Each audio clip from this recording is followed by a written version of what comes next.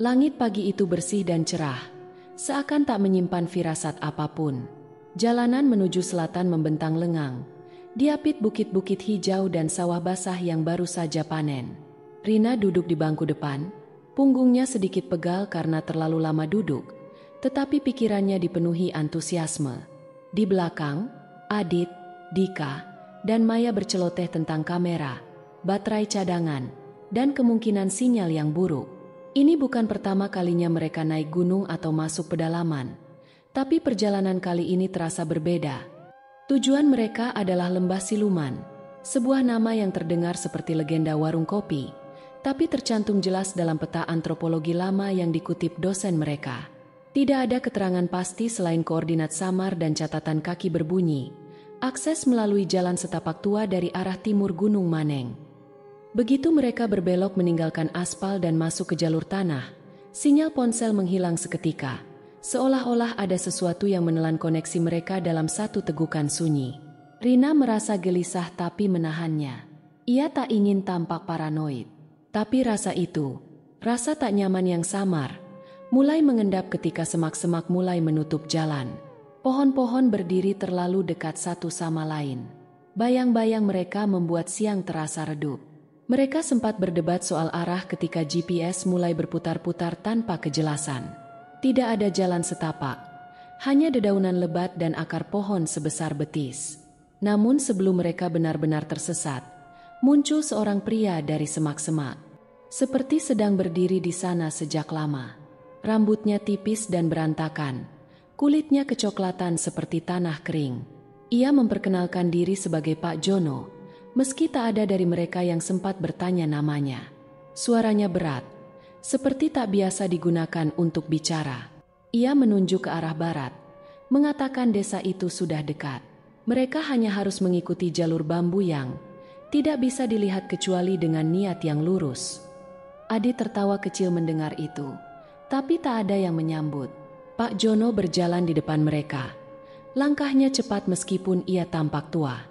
Ia tidak pernah menoleh. Matanya tak pernah benar-benar bertemu dengan siapapun dari mereka.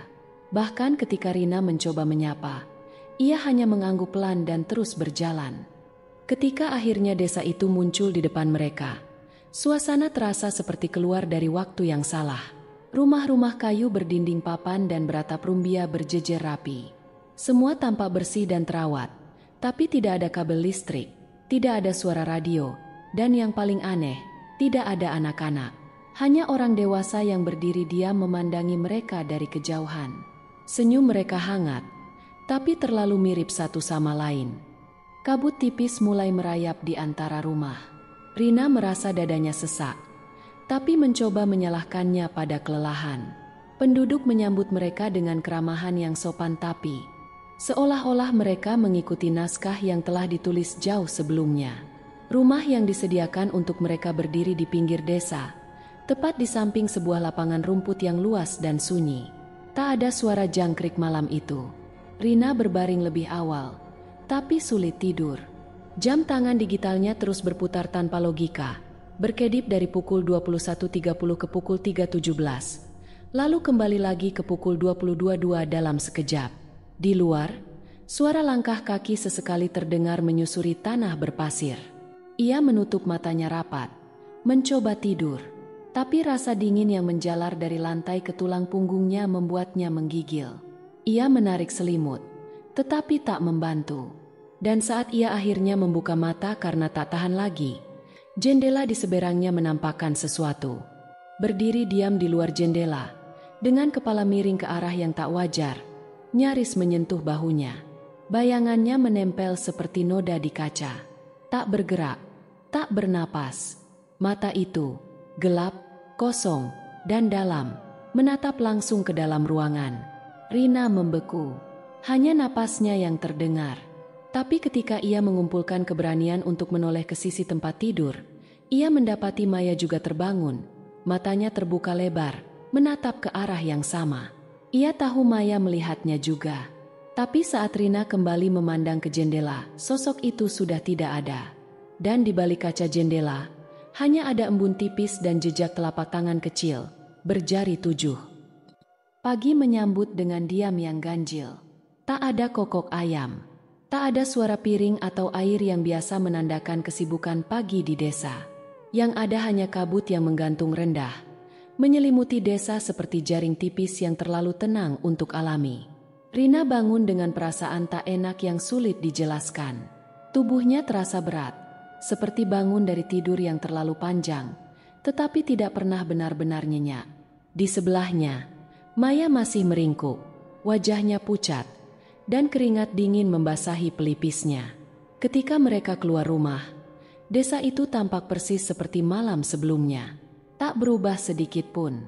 Udara dingin menyengat, dan rumput di lapangan kecil berembun pekat.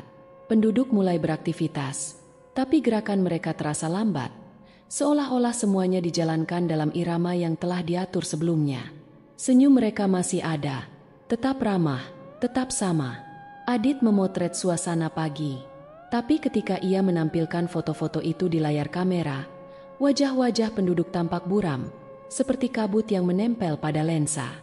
Salah satu foto bahkan memperlihatkan sosok tinggi di kejauhan, berdiri di antara dua rumah, padahal saat itu tidak ada siapa-siapa di sana. Tidak ada suara dari dalam rumah, bahkan ketika pintu-pintu terbuka. Hanya bisikan angin yang aneh, terlalu pelan untuk disebut suara, tapi cukup jelas untuk membuat dada terasa berat. Mereka menyusuri desa, melewati rumah-rumah kayu tua dengan jendela tinggi dan tirai lusuh. Beberapa rumah terlihat tak berpenghuni, tapi daun pintunya terbuka, seolah mengundang. Adit sempat melongok ke dalam salah satunya. Ia bilang ia merasa seperti dilihat oleh sesuatu dari dalam, tapi tak menemukan siapa-siapa. Hanya kursi goyang tua yang masih berayun pelan, tanpa sebab. Salah satu penduduk, seorang perempuan tua dengan rambut panjang terurai, kulitnya seperti lapisan kulit kering yang mengelupas, menunjuk ke arah sumur tua di tengah desa dan menyarankan agar mereka jangan mendekat saat matahari tenggelam. Ia tertawa kecil setelah itu, tapi tawanya terdengar lebih mirip geraman pelan. Sore menjelang terlalu cepat. Matahari turun seperti ditarik paksa. Langit berubah abu-abu kusam. Cahaya temaram dari lampu minyak menggantikan sinar alami, menciptakan bayangan yang terlalu panjang, terlalu hidup. Mereka duduk di beranda rumah, mencoba menghibur diri. Dika menyarankan untuk merekam suasana malam demi dokumentasi. Tapi begitu kamera menyala, suara aneh mulai masuk ke mikrofon, getaran pelan, seperti orang mendengus dari kejauhan. Mereka memutar ulang rekaman itu, dan di detik terakhir sebelum video berakhir, ada sesuatu. Video itu hanya menampilkan mereka duduk, tapi di balik Rina, dalam kegelapan, muncul wajah pucat seseorang yang tidak mereka kenal. Wajah itu tampak setengah tenggelam dalam bayangan, mulutnya terbuka dan tersenyum. Rina menutup laptop secara refleks. Suasana langsung berubah pekat. Lampu minyak di pojok ruangan bergoyang meski tak ada angin. Malam itu, Rina terbangun lagi, bukan karena suara, tapi karena bau. Bau anyir dan lembab seperti tanah bekas kuburan basah. Ia perlahan membuka matanya. Ruangan itu tampak berbeda. Lampu minyak padam, tapi ada cahaya samar yang masuk dari jendela. Ia melihat sesuatu melintas cepat di luar jendela. Kemudian, terdengar suara seperti ketukan, tapi dari bawah lantai kayu tempat tidurnya. Rina menahan napas. Suara itu kemudian berpindah dari bawah tempat tidur ke dinding, lalu ke jendela. Ketukan-ketukan itu tidak terdengar seperti dari tangan manusia. Ketika ia akhirnya memberanikan diri untuk mengintip keluar jendela, tak ada siapapun. Tapi embun di kaca membentuk pola seperti wajah. Tidak jelas, tapi cukup nyata untuk membuat jantungnya melompat. Mata itu terbuka lebar. Bibirnya seperti berkata sesuatu. Di balik wajah embun itu, di kejauhan lapangan rumput yang berkabut, berdiri seseorang atau sesuatu. Hari ketiga terasa seperti waktu yang terlipat. Tak ada kepastian jam, karena jam tangan mereka semuanya mulai menunjukkan angka acak. Pagi berubah menjadi sore tanpa transisi. Langit seakan mengambang dalam warna kelabu permanen. Penduduk desa menjadi lebih aktif hari itu.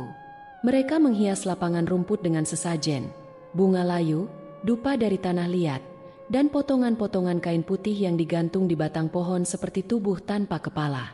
Tak ada penjelasan, tak ada pemberitahuan resmi. Mereka hanya berkata bahwa malam itu akan diadakan selamatan leluhur dan tamu dari luar disilakan hadir. Dika sempat tertawa kecil, tapi tidak ada yang tertawa bersamanya. Bahkan Adit, yang biasanya skeptis, tampak tak tenang. Maya hanya diam.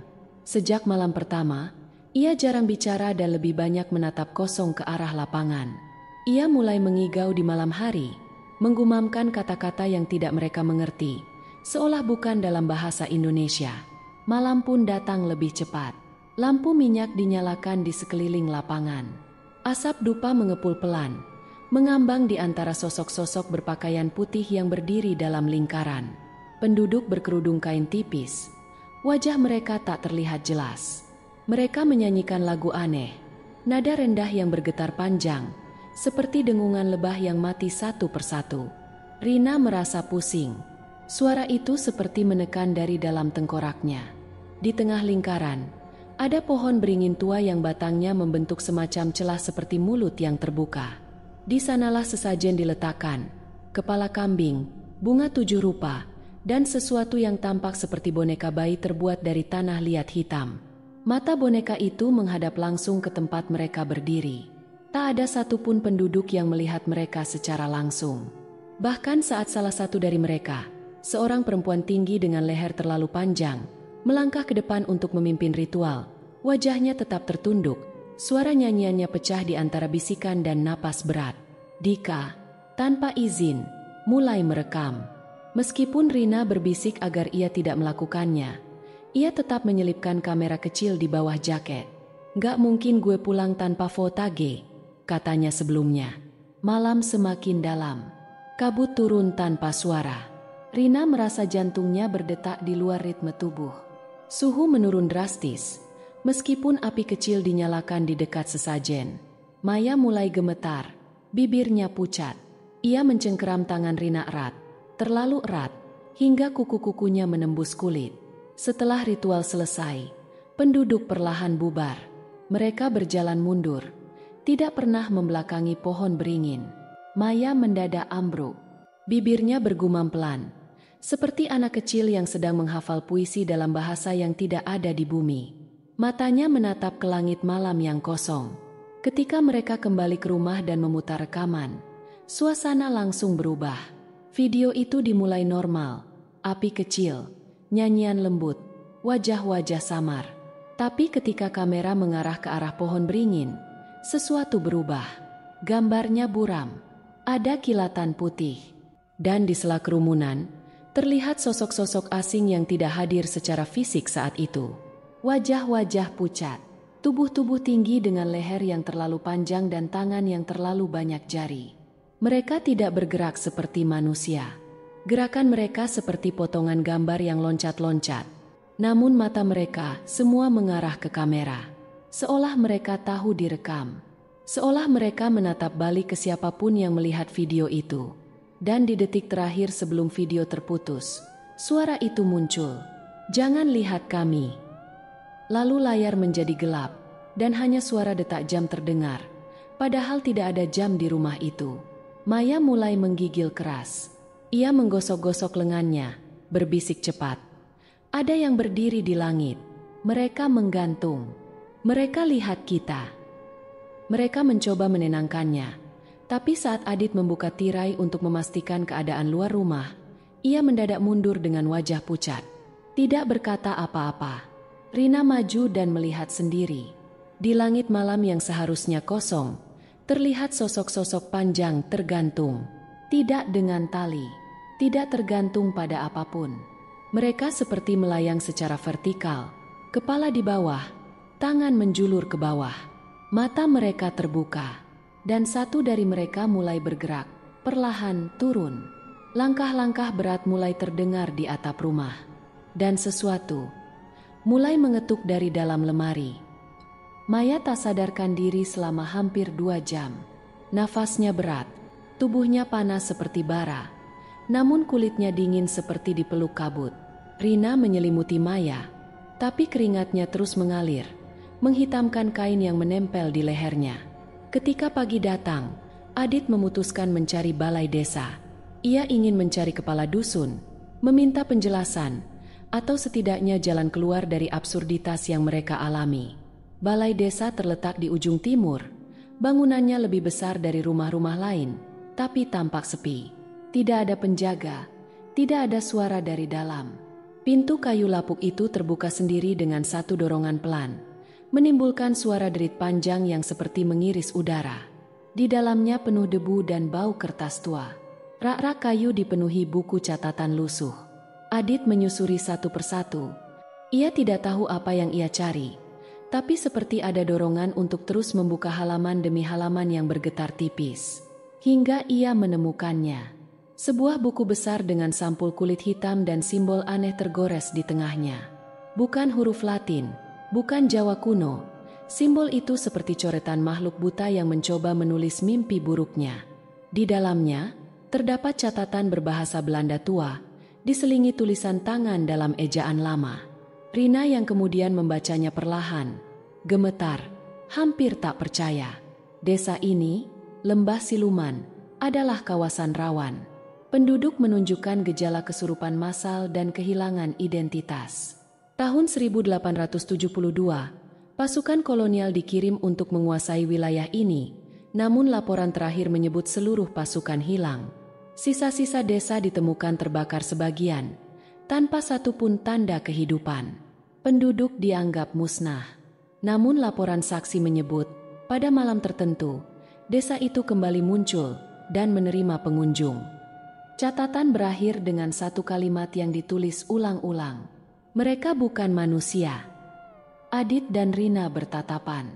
Rasanya seperti dipaksa menelan kenyataan yang tidak logis.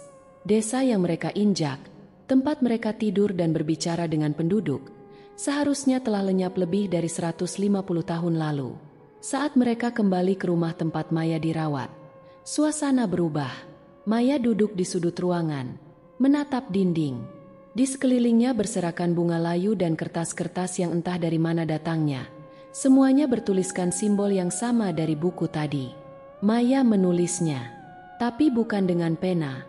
Jari-jarinya berdarah, kukunya terkelupas. Ia menatap mereka dan berkata pelan, nyaris seperti suara orang lain. Aku sudah melihat wajah mereka. Leher mereka tidak berhenti berputar. Dan mereka berbisik, mereka menunggu tempat ditukar. Rina merasa ruangan tiba-tiba sempit. Dinding-dinding tampak lebih dekat. Udara terasa berat. Dan entah dari mana, muncul bau yang familiar. Tanah basah, anyir, dan dupa yang sudah mati. Ia berlari keluar, ingin menghirup udara segar. Tapi begitu di luar, ia menyadari sesuatu. Desa itu berubah. Rumah-rumah yang sebelumnya tampak tua, kini lebih menyerupai reruntuhan. Atap-atap bolong, jendela-jendela hanya bingkai, dan kayu-kayunya seperti telah membusuk berabad-abad. Tak ada lagi lampu minyak, tak ada lagi penduduk. Adit menyusul keluar, dan mereka berdua berjalan cepat menyusuri desa. Tapi setiap belokan yang mereka ambil membawa mereka kembali ke lapangan yang sama, tempat pohon beringin menjulang, sesajen tergeletak membusuk, dan kain putih kini berdarah di ujungnya. Dan di sana, di bawah pohon, berdiri Dika. Tapi ia tidak menatap mereka. Matanya kosong, tubuhnya kaku. Bibirnya tersenyum lebar, terlalu lebar. Seolah-olah pipinya telah ditarik oleh tangan tak terlihat. Ia menggenggam kamera di dadanya. Rina memanggil namanya. Dika tidak menjawab. Adit melangkah maju dan menyentuh pundaknya. Tubuh Dika jatuh begitu saja. Berat, seperti karung. Tapi yang membuat Rina ingin menjerit adalah matanya. Terbuka, tapi tidak memantulkan cahaya. Seperti mata boneka. Dan ketika Adit memutar kamera, rekaman terakhir di dalamnya adalah gambar dirinya sendiri. Dika sedang merekam, tapi bukan dari tangan manusia. Sudut pengambilan gambarnya aneh, tinggi dan miring, seolah direkam dari langit. Dan di sekelilingnya, entitas-entitas tinggi itu berdiri. Adit mematung. Rina jatuh terduduk, tubuhnya gemetar. Lalu terdengar suara langkah. Dari belakang mereka, seperti barisan yang mendekat dengan sangat sabar. Dan dari bayangan pepohonan beringin, mereka mulai muncul. Dan dari langit, langit yang tidak seharusnya bergerak, tubuh-tubuh tergantung itu mulai turun perlahan, mendekat, seolah bumi menunggu untuk membuka mulutnya dan menelan siapapun yang melihat. Mereka mencoba berlari, tapi langkah mereka terasa seperti ditelan tanah. Sepatu seolah tenggelam dalam lumpur yang tak kasat mata, membuat setiap gerakan jadi lambat, melelahkan, dan sia-sia. Hutan yang mengelilingi desa tidak lagi tampak seperti deretan pohon. Daunnya seakan menatap. Cabang-cabangnya melengkung ke bawah seperti tangan tua yang menggapai. Dan di antara sela-sela batang, terlihat wajah-wajah samar. Wajah yang mereka lihat saat menonton rekaman. Tubuh Dika tergeletak di bawah pohon beringin. Mereka tidak berani mendekat. Entah mengapa, udara di sekelilingnya terasa lebih berat. Seolah pohon itu bukan hanya sebuah pohon, melainkan sebuah lubang. Lubang menuju sesuatu yang tidak seharusnya ada. Rina menarik Adit, memaksa bergerak menuju rumah tempat Maya berada. Namun saat mereka tiba, pintunya terbuka sedikit, berayun sendiri. Rumah itu berubah. Dindingnya dipenuhi coretan aneh. Simbol-simbol dari buku tua kini memenuhi setiap sudut, bahkan langit-langit. Dari dalam kamar, terdengar suara gumaman. Gumaman itu seperti diulang dari pita rekaman yang aus. Diucapkan dengan nada datar dan penuh tekanan. Tukar tubuh, tukar jiwa, tukar tempat. Rina membuka pintu kamar perlahan. Di tengah ruangan, Maya duduk bersila. Tangannya menggambar simbol dengan darah di lantai. Matanya terbuka lebar, hitam sepenuhnya. Tapi yang membuat Rina menjerit adalah wajahnya. Bukan karena bentuknya, tapi karena ekspresinya. Itu bukan Maya, bukan sahabatnya.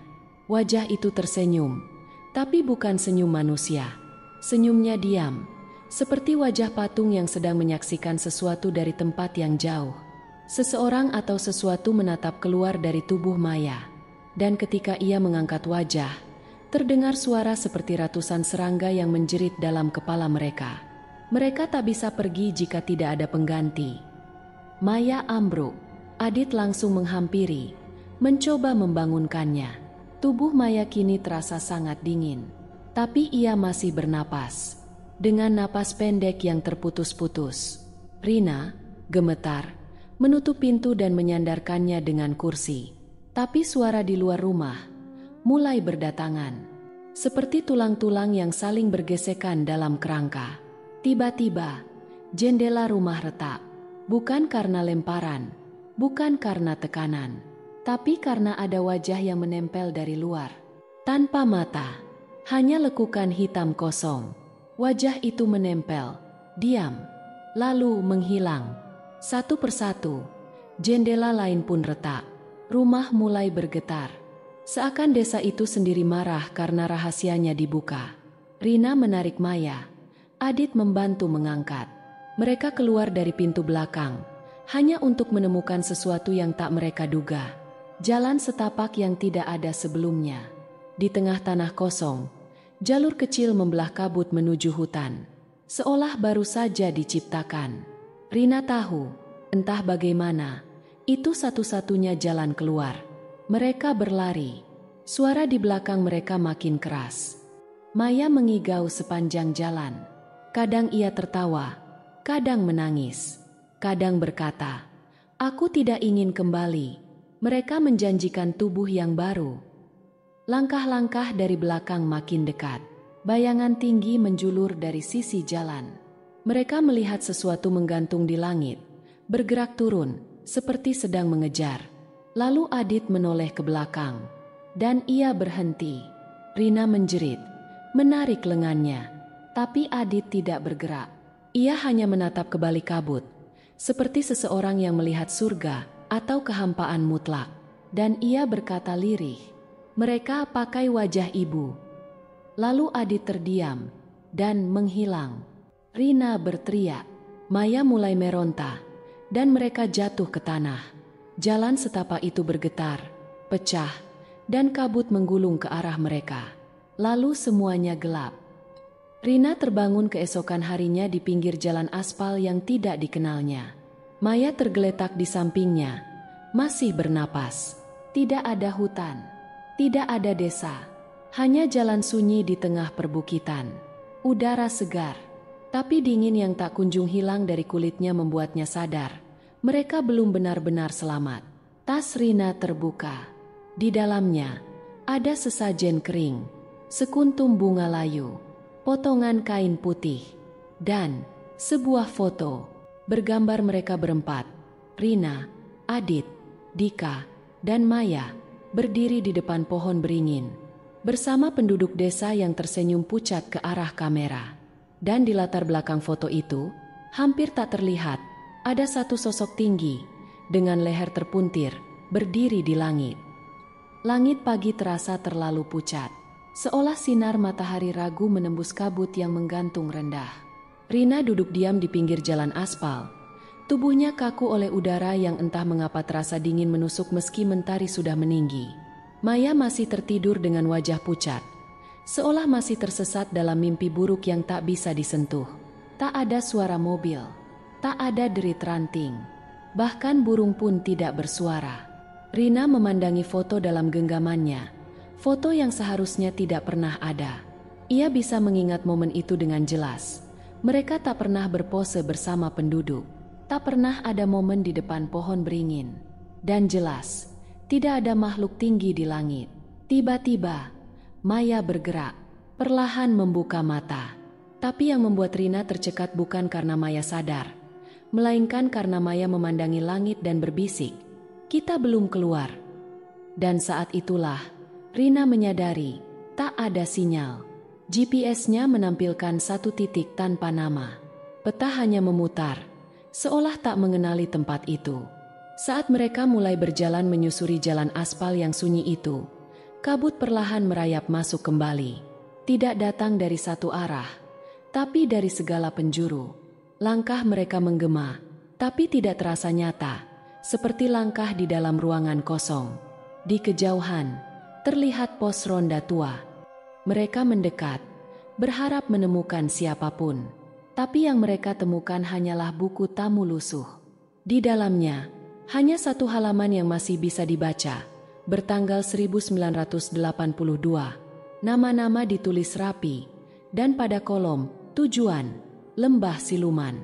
Semua nama disilang. Maya mulai gemetar. Matanya berkedip cepat, seolah menghindari sesuatu yang hanya ia bisa lihat. Ia menutup telinganya dan berkata pelan, "Mereka mengikuti suara. Jangan bicara lagi." Dan Rina pun mendengarnya. Bukan langkah biasa, melainkan seperti tulang-tulang besar yang bergerak perlahan. Terlalu berat untuk seekor binatang, terlalu ritmis untuk suara alam. Dan ketika mereka mencoba mempercepat langkah, suara itu mengikuti, selalu menjaga jarak, sampai mereka menemukan sebuah bangunan tua, sebuah musala kecil yang nyaris roboh. Pintu kayunya terbuka pelan, seolah mengundang. Dan meskipun hati mereka menolak, kaki mereka masuk. Insting menyuruh bersembunyi. Di dalamnya, suasana seperti membeku. Aroma tanah basah bercampur dupa. Sajadah tua terbentang, di atasnya sebuah keranda. Maya duduk di sudut, memeluk lutut. Rina mencoba mengintip keluar, berharap kabut menghilang. Tapi sesuatu menghentikannya. Di kejauhan, di antara kabut, terlihat siluet seseorang. Seseorang tinggi, tubuhnya tegap, tapi lehernya miring, tidak wajar. Wajahnya menunduk, tapi ia berdiri menghadap musala itu. Rina menatapnya, dan dunia seolah menyempit. Ia merasa seperti tenggelam ke dalam matanya, meski sosok itu terlalu jauh untuk bisa dilihat dengan jelas. Ada dorongan dalam kepalanya, seperti suara, tapi bukan suara. Sebuah tekanan yang berkata, "Waktumu hampir habis, pilihlah pengganti, atau kau yang tinggal." Dan tiba-tiba Maya menatap Rina. Tatapan kosong itu bukan milik Maya. Tatapan itu seperti menilai. Maya berdiri perlahan dan melangkah ke arah keranda. Rina bergerak cepat, Tapi tubuh Maya kini kuat, seperti bukan tubuh yang sama. Ia berkata pelan, dengan suara yang bukan miliknya, "Satu jiwa cukup, aku ingin pulang." Rina menangis, tidak tahu apakah ia harus melepaskan atau bertahan. Tapi suara langkah itu kini sudah ada tepat di luar musala.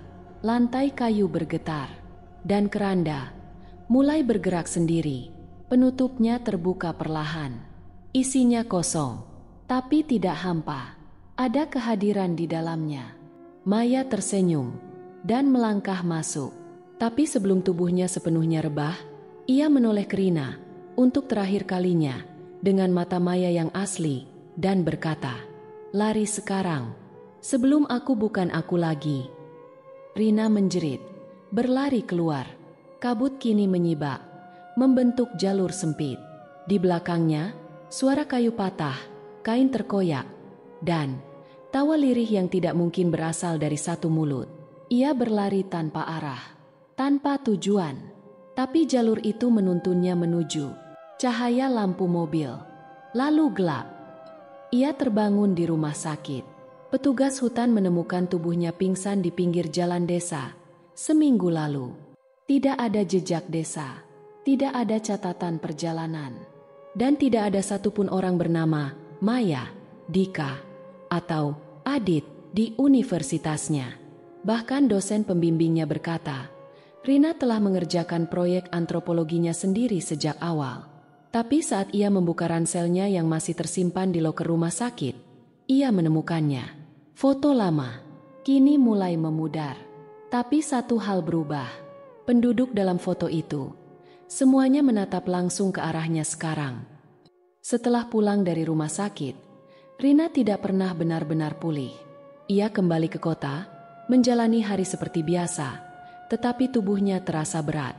Bukan karena penyakit, tapi karena ada sesuatu yang mengikutinya, bukan secara fisik, tapi melekat dalam pikirannya. Setiap malam, ia memimpikan suara gesekan batu dan ranting patah.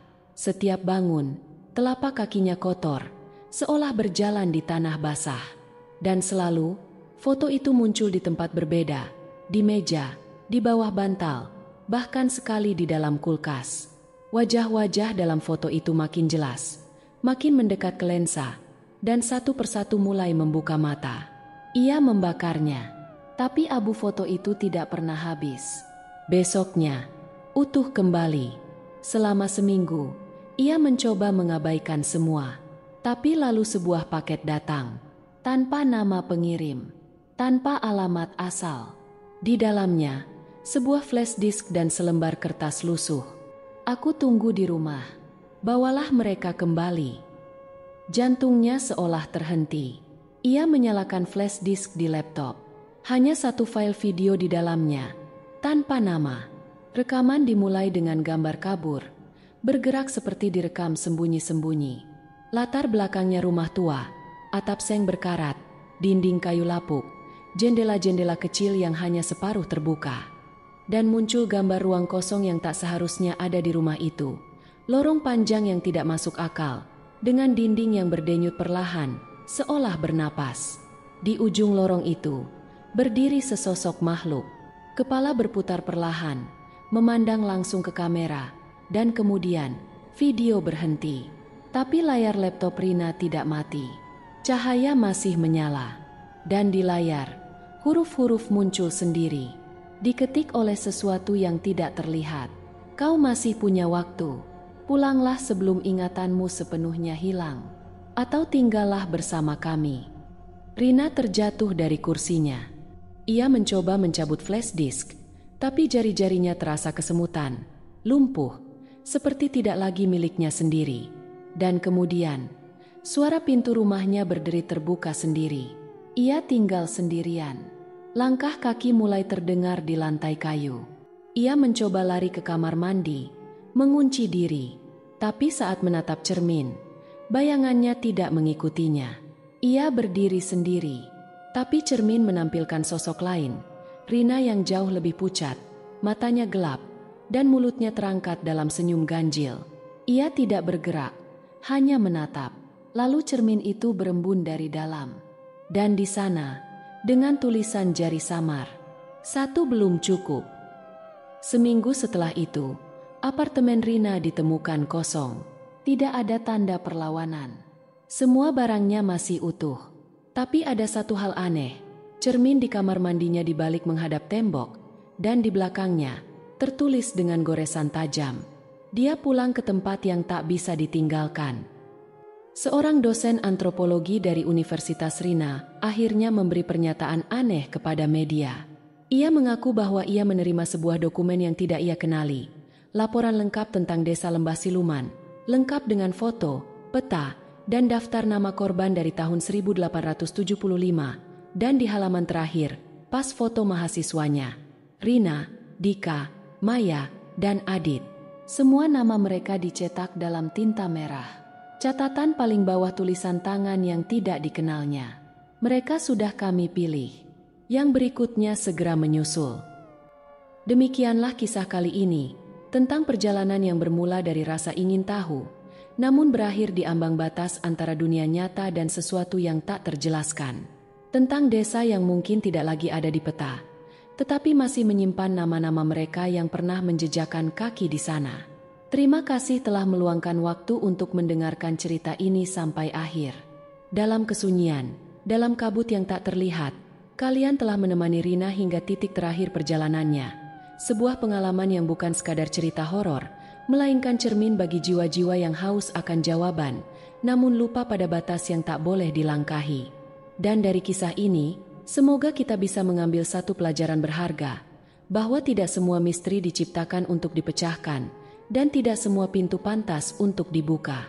Terkadang, menjaga jarak dari hal-hal yang terlalu asing adalah bentuk kebijaksanaan yang terlupakan. Jaga rasa ingin tahumu, tapi jangan pernah biarkan ia membutakanmu dari intuisi. Sebab, ketika batas antara dunia kita dan dunia mereka mulai kabur, hanya mereka yang masih percaya akan hal-hal kecil seperti firasat, yang bisa pulang dengan selamat.